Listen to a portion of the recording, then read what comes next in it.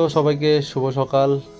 আর আজকে সকালবেলা একটা প্ল্যান করলাম যে অফিস থেকে ফেরার সময় একটা অ্যাকোয়ারিয়াম আর একটা কিছু মাছ নিয়ে আসবো। তো যে ভাবা সেই কাজ, তো নিয়ে চলে আসলাম এসে মাছ আর অ্যাকোয়ারিয়াম আর সাজানোর কিছু জিনিস। তো খরচা তো হচ্ছেই, তো ভাবলাম এটুকু খরচা করি তো ঘরের সৌন্দর্যটা বেড়ে যাবে। আর দেখতে পাচ্ছ নিচে আমি এখনকার মতন কিছু মাছ নিয়ে আসলাম, আর সাথে করে একটা ভাইকে নিয়ে গেছিলাম যে ভাই আমি তো মাছ চিনি না, তো কিছু মাছ তুই পছন্দ করে নিবি, ওগুলাই নিয়ে নেবো। তো ভাই গেছিলো সাথে, ও পছন্দ করলো এই মাছ নিয়ে নে।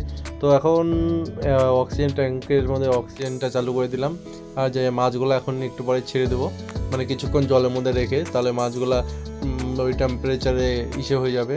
তো দেখতে পারলাম যে এখন ছেড়ে দিলাম। আর অ্যাকোয়ারিয়ামটা এখনও জল রিফিল করা হয়নি, মানে জলটা এখনও ভরা হয়নি। তো আস্তে আস্তে জলটা ভরবো, আর মাছগুলো ততক্ষণে ওই টেম্পারেচারে চলে আসবে, নর্মাল টেম্পারেচারে চলে আসবে। আর অ্যাকোয়ারিয়ামটা কেমন হয়েছে কমেন্ট করো। আর আমি যখনকার ছোটো ছিলাম তখনকার আমি আর আমার দিদি ভাবতাম যে দুজনে মিলে একটা অ্যাকোয়ারিয়াম কিনবো। তো এইভাবে করতে করতে 10 বছর চলে গেল। এখন একটা মানে যেটুকুই হোক ইনকাম করি, তো ভাবলাম হঠাৎ একটা প্ল্যান হলো, এর জন্য একটা অ্যাকোয়ারিয়াম কিনে নিয়ে চলে আসলাম। আমার বউ তো পুরো খুশি, কারণ ও অনেক দিন ধরে বলছিল যে একটা অ্যাকোয়ারিয়াম লাগবে। তো আনার সাথে সাথে পুরো খুশি, তো ওই রিয়াকশানগুলো নেওয়া হয়নি। আর ঘরে একটা ব্ল্যাক কালার পেপার পড়েছিল, তো স্টিকার টাইপের, যেটা আমি গাড়িতে লাগাবো ভাবছিলাম। তো ওটা অ্যাকোয়ারিয়ামের পিছনে এখনকার মতন লাগিয়ে দিলাম। আর অ্যাকোয়ারিয়ামের এই যে মাছগুলো থাকবে, তো ওগুলোর জন্য একবারে খাবারও নিয়ে এসেছি।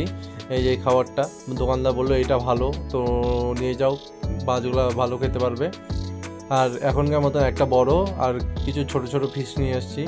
তো ভাবছিলাম যে বড় মাছও নিয়ে আসবো, তো এখনকার মতন এটুকু থাক, মানে জাস্ট দেখার জন্য এই কটা মাছ নিয়ে আসলাম। তো ভবিষ্যতে আরও মাছ নিয়ে আসা যাবে। আর অ্যাকোয়ারিয়ামটা দেখতেই পারছো, মানে আমার অনেক দিনের শখ পূরণ হলো। তো এরকম ছোট ছোট মিনি ব্লগ দেখার জন্য চ্যানেলটাকে সাবস্ক্রাইব করো। নেক্সট ভিডিও খুব তাড়াতাড়ি দেখা হচ্ছে তোমার সাথে। Tata, bye bye.